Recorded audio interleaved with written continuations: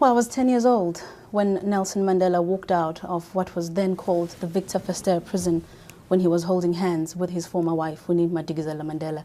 And I grew up in a family where it has always been instilled in us about the importance of the struggle, the importance of why people like Nelson Mandela fought and liberated South Africa. It was a Sunday and I had been sent to the shops on that day. And when I came back, I found my mother staring at the TV screen and she was crying.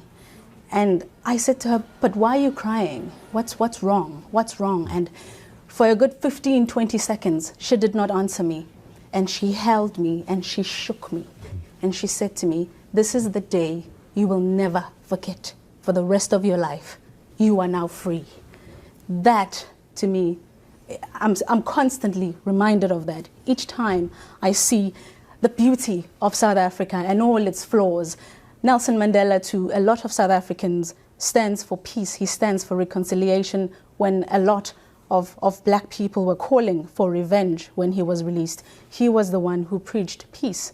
He had said in one of his speeches, "I studied the Afrikaner for all the 27 years that I was in prison. I am going to beat them at their own game.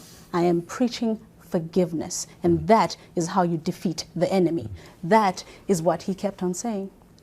Given that deep respect and that deep admiration, what were your feelings when you heard the news tonight?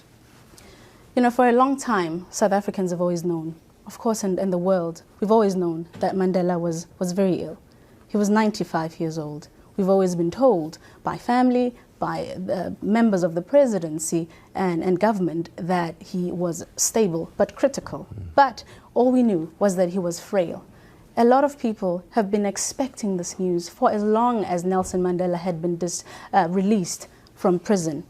But this day, now that it has happened, it's happening in South Africa, it's gone after midnight right now. A lot of people will not have heard what has happened when they wake up tomorrow morning. But we are likely to see people gather in every bit of open space everywhere in South Africa where they will be mourning their hero, their father. Mandela is Dada. That is who we call him in South Africa, because Dada means father, and he has been a father to the nation. He's not a saint, but he has been good for the reconciliation process of South Africa.